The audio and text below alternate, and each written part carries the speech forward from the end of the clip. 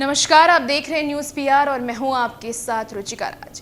बिहार विधानसभा उपचुनाव होने वाले हैं। 2 सीट पर उपचुनाव होने वाले हैं, तारापुर और कुशेश्वर स्थान। इसे लेकर के जहां पार्टियों की तरफ से तैयारियां की जा रही हैं, लेकिन अब तक किसी पार्टी ने उम्मीदवार की घोषणा नहीं की है।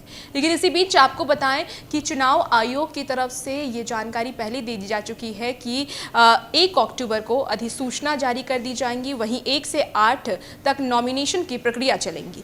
30 अक्टूबर को वोटिंग होनी है और 2 नवंबर को मतगणना की जाएंगी। तो इस तरीके से ये प्रक्रिया चलेंगी, लेकिन अब तक किसी पार्टी ने अपने उम्मीदवार की घोषणा नहीं की है। तो इसी बात पे आज हम चर्चा करेंगे कि कौन कौन से पार्टी, कौन कौन से उम्मीदवार यानी किस चेहरे को उतार सकते हैं वो 2 सीट पे। हमारे साथ हमारे सहयोगी रंजीत झा जुड़े हैं, जिनसे हम बातचीत करेंगे। तो सर बताइए कि वैसे तो सारी पार्टियों की तरफ से तैयारियां चल रही हैं, लेकिन अब तक उम्मीदवार कौन उतरेंगे किस सीट पर, इसकी घोषणा नहीं की गई। आपको क्या लगता है कि कौन कौन से उम्मीदवार अलग अलग पार्टी से उतर सकते हैं? रुचिका, बात यह है कि बिहार की सियासी पार्टियों में जब से गठबंधन का दौर चल पड़ा है, तब से मुश्किलें आने लगती हैं कि चेहरा कौन होगा। सबसे बड़ा सवाल है महागठबंधन को लेकर के। एनडीए में रुख स्पष्ट है, चेहरे भी लगभग क्लियर हैं और घोषणा कर ही दी जाएगी। जब से कल से अधिसूचना अगर जारी होंगी 1 अक्टूबर से, तो उसके बाद से इसमें लोग लग जाएंगे। महागठबंधन में विवाद का दौर जारी है, क्योंकि तारापुर और कुशेश्वर स्थान, इस 2 सीटों का अगर हम विश्लेषण करते हैं तो तारापुर कुशवाहा बहुल जो है क्षेत्र है, यहाँ के वोटर्स भी वैसे हैं और उम्मीदवार भी कुशवाहा के जीतते रहे हैं।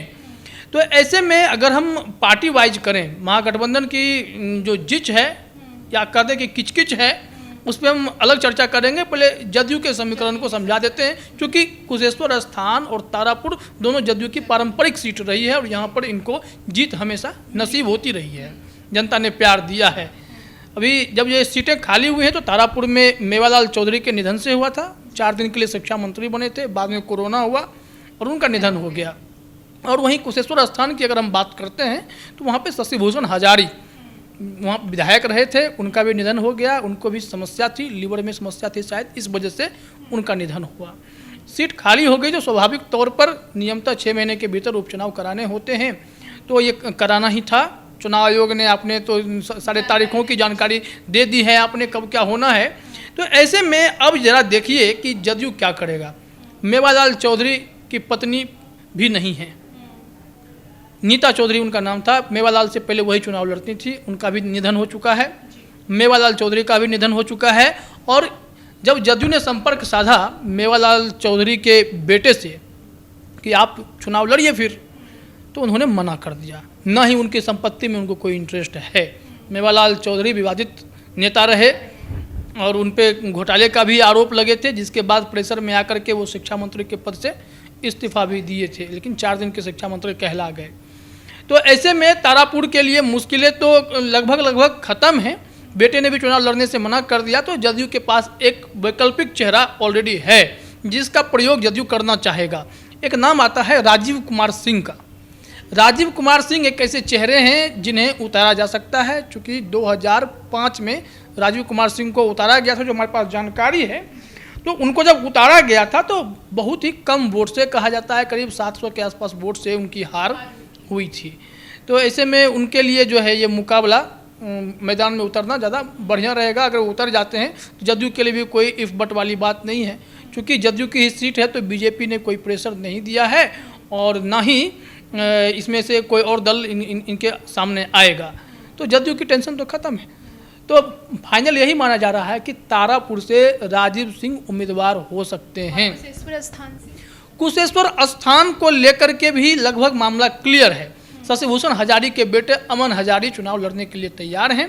तो ऐसे में शशिभूषण हजारी की जगह पर उनके बेटे को ही जदयू टिकट देगा, ऐसी परंपरा रही है। अभी हाल में आपने देखा भी था कि रोजीना नाजिस को बनाया गया तनवीर अख्तर के MLC में, है ना, तो उन्हें वो दे दिया जाता है। नीतीश कुमार इतना तो करते जरूर हैं। तो ये चीज़ तो समझिए कि मेवालाल के बेटे ने मना कर दिया, इस वजह से राजीव सिंह का विकल्प देखा जाएगा। लेकिन वहीं अगर आप देखेंगे तो महागठबंधन में मुश्किलें आएंगी। महागठबंधन का पूरी मुश्किल है। हाँ, ये मैं वही यही सवाल मैं अभी करने वाली थी आपसे कि महागठबंधन में इन दिनों टूट हो रही है इसी वजह से कि सीट कुशेश्वर स्थान कांग्रेस अड़ी हुई है कि मुझे ही चाहिए, और वहीं आरजेडी का कहना है कि दोनों सीट पे इस बार हम अपने उम्मीदवार उतारेंगे।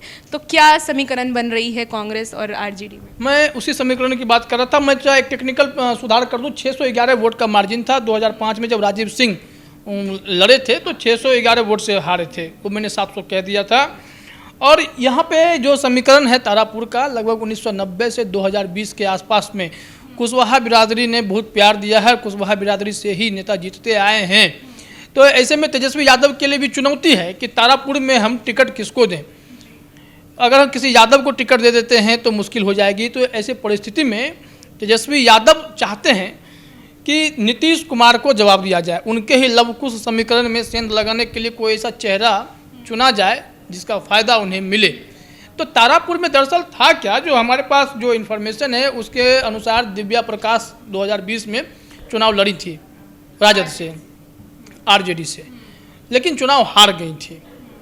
और इस हार के कारण अब जो है राजद उनके चेहरे पर तैयार नहीं हो रहा है। दिव्या प्रकाश को दोबारा टिकट देने के मूड में तो कतई नहीं है। और दिव्या प्रकाश के बारे में अगर आप जानेंगे तो ये राजद के सीनियर लीडर जयप्रकाश नारायण यादव की बेटी हैं। जयप्रकाश नारायण यादव सांसद रह चुके हैं, विधायक रह चुके हैं, 2 बार के सांसद हैं, 4 बार के विधायक रहे हैं, केंद्रीय मंत्री रह चुके हैं, और उनकी वो राज्य में भी, बिहार सरकार में भी मंत्री रहे। तो ऐसे में उनकी छवि बहुत बड़ी है। राजद ने क्या कहा है कि जयप्रकाश नारायण यादव जी, अगर आप खुद चुनाव लड़ना चाहते हैं विधानसभा का, तब तो मैं यह टिकट आपके परिवार में या आपको दे दूंगा, लेकिन दिव्या प्रकाश पर हम लोग सहमत नहीं हैं क्योंकि वोट में तब्दील नहीं कर पाए आप। तो ऐसे में जयप्रकाश नारायण यादव के लिए चुनौती हो गई। अगर वो खड़ा हो गए, चुनाव हार गए, तो एक ऐसी प्रतिष्ठा पाने के बाद, सांसद रहने के बाद, विधायक रहने के बाद, इसके अलावा आप 4 बार के विधायक रहे हैं, मंत्री भी रह चुके हैं, सब कुछ रहे हैं, तो चुनौती हो जाती है कि कैसे हम इस चीज़ से पार पाएंगे। हालांकि कहा गया है कि आप तैयार हैं तो टिकट हम दे सकते हैं, अगर आप मना करते हैं, इनकार करते हैं, तो ऐसे परिस्थिति में सलाह आपसे ही लिया जाएगा कि तारापुर में किसको टिकट दें। तो कुशवाहा वाला जो एक समीकरण दिखाई पड़ता है रुचिका, तो कुशवाहा समीकरण का इस्तेमाल किया जा सकता है और तेजस्वी यादव निश्चित तौर पर नीतीश कुमार के वोट बैंक में सेंध लगाने की कोशिश करेंगे। तो तारापुर में रुख स्पष्ट महागठबंधन नहीं कर सका है, और ये तो तय है कि कांग्रेस यहाँ पर लड़ नहीं रही है तारापुर के लिए, कांग्रेस लड़ रही है कुशेश्वर स्थान के लिए। इसके पीछे की वजह यही है कि 2020 के विधानसभा चुनाव में कुशेश्वर स्थान का जो सीट है वो कांग्रेस के खाते में चली गई थी, और कुशेश्वर स्थान पर उन्होंने जिनको भी उम्मीदवारी दी थी वो चुनाव हार गए थे। अशोक कुमार राम को वहाँ पे टिकट दिया गया था, वो चुनाव हार गए थे। तो ऐसे में दोबारा जो है कांग्रेस फिर से उन्हीं को खड़ा करना चाह रही है, लेकिन आरजेडी ने मना किया है।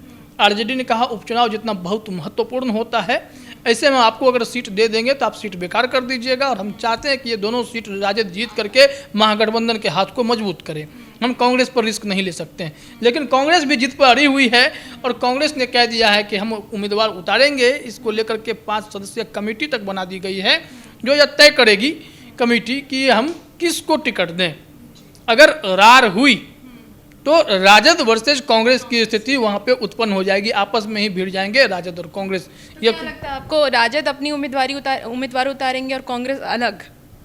ऐसी परिस्थिति आ सकती है अगर तेजस्वी यादव कुशेश्वर स्थान की सीट जो है कांग्रेस को देने से मना कर देंगे और कांग्रेस अपनी जिद पड़ेगी, क्योंकि आजकल कन्हैया कुमार के आने से पार्टी में जोश बढ़ा है। तो ऐसी परिस्थिति में तो कांग्रेस के लिए मुश्किलें हैं, तो क्या किया जाए। खैर हम कभी चर्चा करेंगे चिराग पासवान के विकल्प को लेकर के भी, कि मदन मोहन झा ने उनको ऑफर भी किया है। तो ऐसे में ये मुद्दा अलग विषय का है, इस पर हम नेक्स्ट टाइम चर्चा करेंगे। लेकिन कांग्रेस चेहरे की तलाश में तो होगी, कोई बेहतर चेहरा भी खड़े किए जा सकें, लेकिन यहाँ पे हो नहीं रहा है। तो ऐसी परिस्थिति में समीकरण जो है कुशेश्वर स्थान का भी गड़बड़ है और तारापुर का गड़बड़ है। तारापुर का गड़बड़ इस वजह से नहीं है कि वहाँ पे कांग्रेस कोई एक अरंगे डालेगी, कांग्रेस अरंगे डाल रही है कुशेश्वर स्थान में। और यहाँ पर देखा जाए तो तारापुर में दिव्या प्रकाश की जगह या तो जयप्रकाश नारायण यादव खुद लड़ें या किसी और चेहरे को सामने लाने की बात कही जाएगी। अच्छा, जयप्रकाश नारायण की बात आप कह रहे हैं, तो क्या लगता है इस बार जो जदयू से खड़े रहे हैं क्या उन पे वो भारी पड़ सकते हैं? मुश्किल है। मैंने कहा कि कुशवाहा बिरादरी का दबदबा रहा है 1990 से 2020 के बीच में, और ये कुशवाहा वोटर नीतीश कुमार को बहुत पसंद करते हैं। लव कुश समीकरण से बाहर क्यों नहीं आते हैं नीतीश कुमार? उन्हें क्यों पसंद है कि आरसीपी सिंह साथ में रहें, उपेंद्र कुशवाहा साथ में रहें, और वो उपेंद्र कुशवाहा जो थोड़ा बहुत वोट काटते भी होंगे तो वो उपेंद्र कुशवाहा जो है वो तो अब साथ आ गए हैं। तो कुशवाहा प्रेम जो है बढ़ गया, और पहले से भी जदयू के खाते में यह सीट रही है। तो ऐसे में आपको कोई दिक्कत ही नहीं है, नीतीश कुमार के लिए भी दिक्कत नहीं है, और वहाँ के उम्मीदवार जो भी खड़े होंगे तो कुशवाहा का प्रेम जो है वहाँ मिलेगा। ऐसे में जयप्रकाश नारायण यादव वो यादव बिरादरी से आएंगे, और यादव कौन उतना प्यार करेगा ये मुश्किल है, क्योंकि वहाँ के वोटर्स भी जो है उसी तरीके के हैं, और नीतीश कुमार का प्रेम वहाँ पर ख़त्म नहीं हुआ है। तो ऐसे में तारापुर में, और एक अंदरूनी जो जानकारी हमें मिली थी, हालांकि उस पर कोई बहस अब हो नहीं रही है, तारापुर में कहा गया था कि सम्राट चौधरी जो हैं उनके पिताजी शकुनी चौधरी, सम्राट चौधरी, ये सब जो वहाँ के तारापुर से ही बिलोंग करते हैं। और ऐसे में तारापुर सीट पर कहा जा रहा था कि सम्राट चौधरी के कोई रिश्तेदार जो है ताल ठोक सकते हैं, अगर बीजेपी टिकट दे देती तो कोई बात नहीं, निर्दलीय भी उतर सकते हैं। कई तरह की चर्चाएं आ रही थी, लेकिन इस पहलू पे चर्चाएं बंद हैं, या तो चीज़ें मैनेज हो गई हैं या विवाद को ख़त्म कर दिया गया है। और इसमें से जो चेहरा चुनने की बात है, जो चेहरे खड़े किए जाएंगे तो उसमें कोई समस्या नहीं है, कोई दिक्कत नहीं रहेगी। तो जदयू के लिए तो टेंशन नहीं है, चेहरा चुना हुआ है, दिक्कत भी नहीं है। दिक्कत सिर्फ महागठबंधन के लिए ही फिलहाल दिख रही हैं, जिस तरीके की रार हमें देखने को मिल रही है कांग्रेस और आरजेडी में, उस वजह से।